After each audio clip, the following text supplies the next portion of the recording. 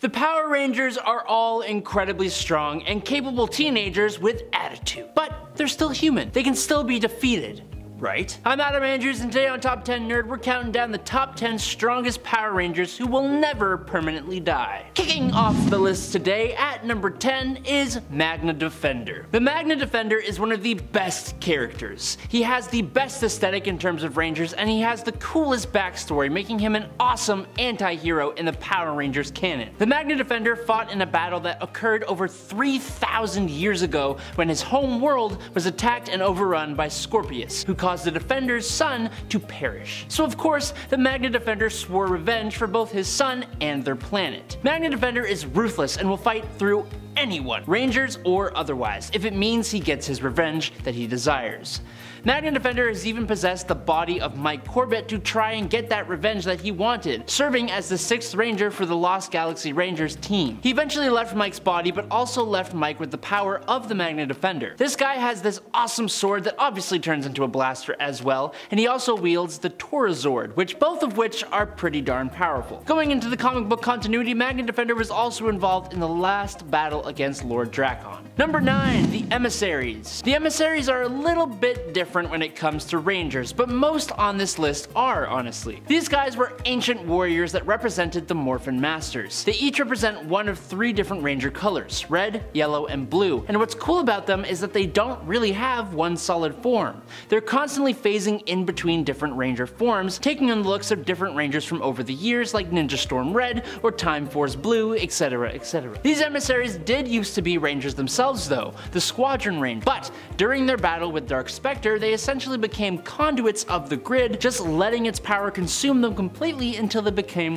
one with it. Now, as these immortal celestial beings, the Emissaries are surprisingly powerful guardians of the grid that exist outside the realm of time and space, observing events across time and watching over the various Ranger teams that fight to protect the world. Are there any interesting Power Rangers villains who just never seem to stay down? Let me know who they are in the comments down below, and make sure to check out our channel for more Power Ranger and comic book content. But on to number 8, it's Jen Scotts. Jen Scotts was the leader of the Time Force Rangers, making her one of the only pink Rangers that leads a Ranger team. So we know she is powerful based on that fact alone, but we add into that fact that the team she leads is all about time and traveling through it, and that just amps everything up a notch. She has knowledge of the future, being from the year 3000, and as a member of the Time Force Police, she helped to stop virtually all crime in her timeline. In the really cool comic Sins of the Future, Jen does battle against the Black Time Force Ranger and is even confronted by members of her own Ranger team, who she takes down pretty readily. That story is really cool, but then in the Shattered Grid timeline, Jen is able to survive a crack in space-time, flies through space and time, and ends up landing in the present to help Kimberly Hart battle and drive away Lord Drakon, one of the most powerful villains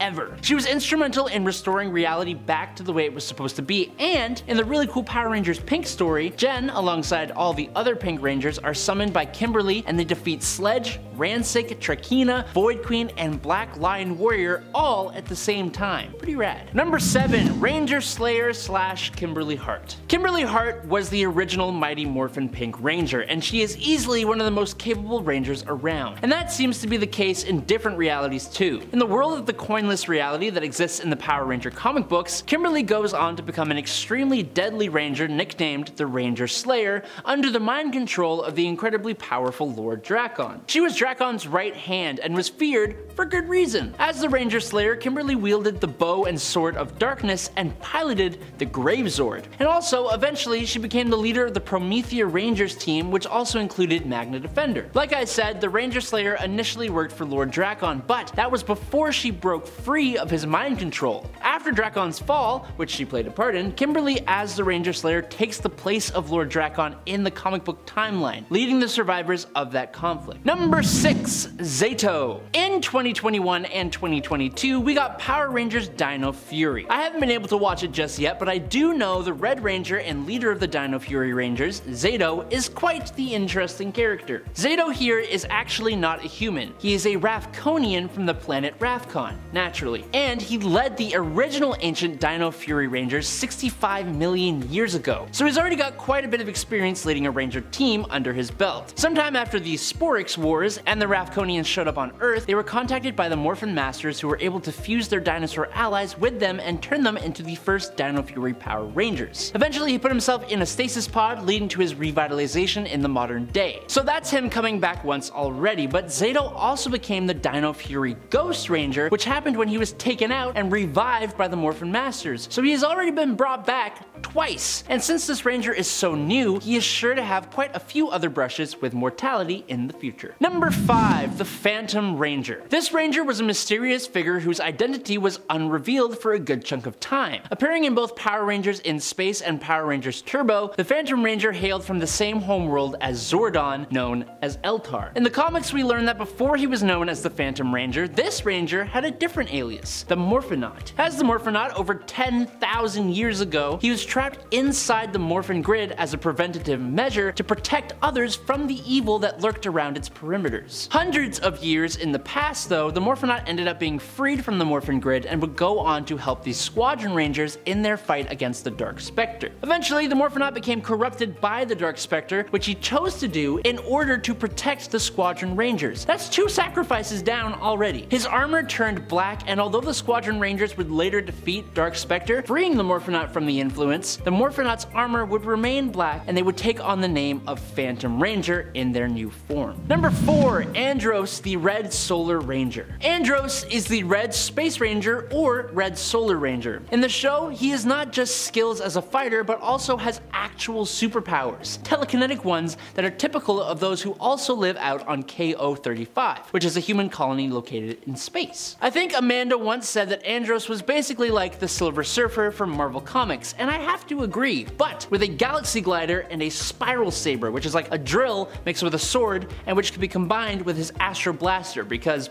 Power Rangers. Andros is also one of the greatest stealth experts and spies among all the Rangers, like basically ever. So much so that he even has a stealth suit version of his normal Power Ranger suit. In the comic split timeline, Andros eventually joins the Promethea Rangers before they become the Solar Rangers, fusing fragments of the Solarix crystal with their respective morphers. He fused their fragment with his Astro Morpher, becoming the Red Solar Ranger. Number 3, Jason Lee Scott. Like others on this list, Jason Lee Scott is also one of the most powerful Rangers throughout all Power Rangers media. Jason led the original team of Mighty Morphin Rangers against Rita Repulsa and many other foes. He took down a small army of monsters by himself, and would even return later on to become the Gold Zeo Ranger. Before even becoming a Ranger though, Jason was pretty adept with martial arts, and he had the leadership traits that made him the perfect choice to become a Red Ranger. He was even able to defeat Tommy Oliver, one of the strongest Rangers, in combat when he was brainwashed by Rita Repulsa. He is often considered by fans to be the best Red Ranger and the best Power Ranger ever, and in a contest run by ABC Family in 2004, Jason was voted the best Power Ranger of all time. Because of that, he and honestly all the other original Mighty Morphin Rangers are some of the most undefeatable Rangers in the Power Rangers mythos. Coming in at number 2, it's Lord Drakon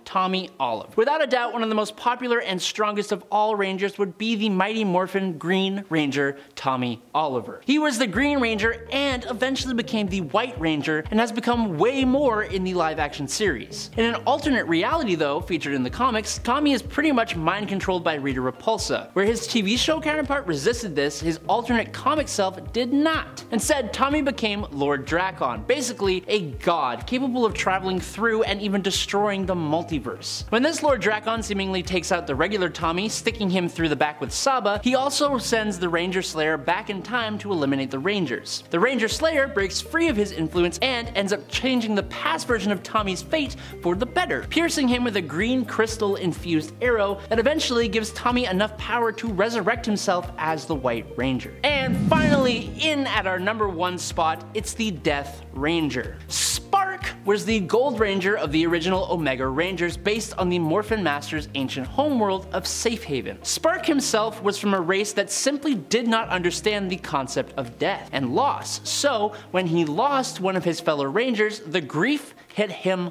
hard. He was teased with the idea of having death-defying powers, and he took the opportunity, becoming the incredibly deadly Death Ranger. The Death Ranger was sealed away by the original Omega Rangers, but then Andros, who we talked about already, freed the Death Ranger. Andros cut a deal with the Death Ranger to avenge those responsible for the destruction of his planet in exchange for its freedom, but the Death Ranger ended up possessing the Omega Rangers and Zane, the Psycho Silver Ranger, turning them into evil soldiers. What makes Death Ranger so powerful is its ability to switch host bodies. You can destroy the body, but his essence still remains. He'll just move on to find another host to take on, even once possessing a whole Zord. He was beaten, but he is bound to return since he's basically unkillable. And there you have it. I'm Adam Andrews, you're watching Top 10 Nerd. Make sure to check out our other Power Rangers content on the channel, but until then, I will catch you all on the flippy flop. Peace out, nerds.